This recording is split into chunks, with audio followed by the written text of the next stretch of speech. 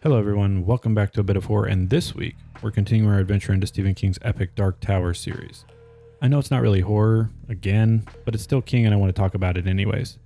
Before we get into things though, as always, be warned, I'm going to be spoiling the story with this recap and review. If that's cool, let's continue. Alright, let's take a look at Stephen King's Drawing of the Three. Our story starts pretty much where the last one left off. Roland wakes up on the beach on the shores of the Western Sea, where he went after his palaver with the man in black. When he wakes up, Roland finds that he's being attacked by these large, lobster-like monsters. These monsters are referred to as lobstrosities. Clever naming. The lobstrosity in question is able to chop off two of Roland's fingers before the gunslinger smashes it to death. Now, the gunslinger is missing two of his shooting fingers on his right hand. Without any other options here, the gunslinger is pretty much forced to walk north along the beach. As Roland makes his way down the beach, his wounds begin to fester and he gets sick. An infection is definitely starting to set in. This becomes a key part of the entire book going forward. Roland pretty much continues walking until he sees a door on the beach. The door is not really connected to anything, instead it's just kind of floating there. Opening the door, Roland finds himself in the mind of a young drug addict named Eddie Dean. Eddie's on a plane on his way back home to New York. He has drugs taped to his chest that he's going to deliver to a man named Balthazar. This was all his brother Henry's idea. We don't really need to know too much about Henry other than that he's Eddie's older brother and he's also really addicted to drugs. He's had a pretty negative impact on Eddie, but that doesn't matter because Eddie would do anything for him, hence delivering drugs to Balthazar. Roland finds that he's able to communicate with Eddie kind of through telepathy in his mind. He helps him escape capture on the plane by bringing the drugs back through the door onto the beach. This means that when Eddie's searched later by customs, they don't find anything. Customs clears him and the agents are forced to release him. He goes to Balthazar's to deliver the product, and once he's at Balthazar's, Eddie's forced to strip to hand the drugs over in the bathroom.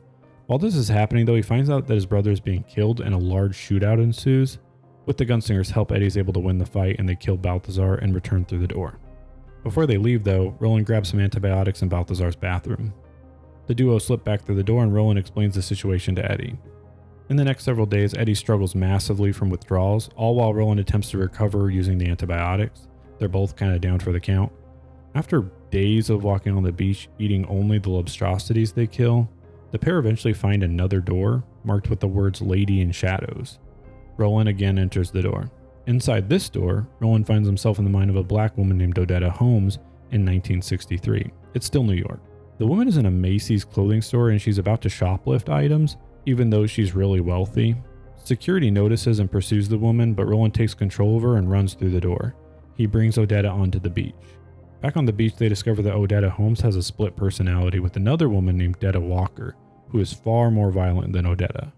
They can't really trust Detta, so Eddie and Roland tie her up to the wheelchair, and the trio continue their northward trek down the beach. While they travel, Detta makes things really difficult for them. There are occasions though where Odetta does return, and when she does, Eddie and her strike up a romance. They really seem to be drawn to each other. While this is happening, Roland begins to get sick again since he didn't have enough antibiotics to really fight off the infection.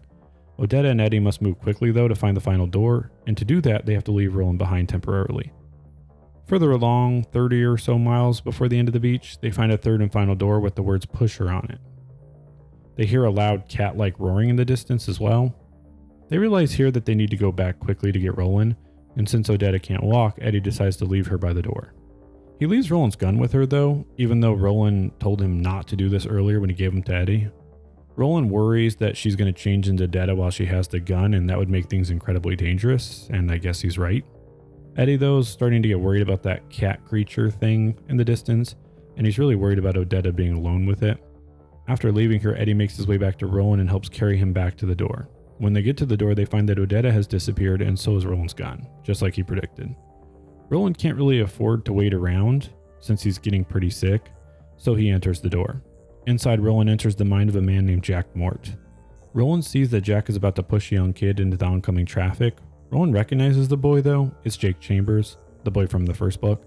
He makes Jack get into a cab instead, preventing Jake from dying, and this will actually become important in later books, so I guess just keep that in mind.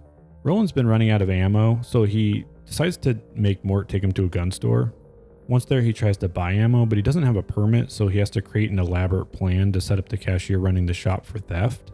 He drops his wallet on the floor and finds some cops sitting outside. He tells the cop that the cashier inside stole his wallet. Inside, they actually find his wallet and they move to arrest the cashier. And while this chaos is going on, Roland steals the ammo that he needed. He also knocks out the 2 cops and steals their guns. Next, Roland walks to a nearby pharmacy and robs them for more antibiotics. While Roland is in the door with Mort, Detta Walker has knocked out Eddie and tied him up into the water, where when the sun goes down, he'll be torn up by those lobsters. She then waits by the door to kill Roland when he returns. We learned earlier that Mort's actually the person that pushed Odetta in front of the train that took her legs. I kind of skipped over that, but you'll learn it here.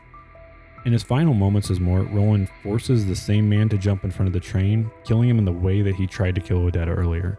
He leaps back through the door just in time. Back on the beach, Odetta and Detta have split into 2 separate entities. They fight as Roland moves to save Eddie from the lobstrosities.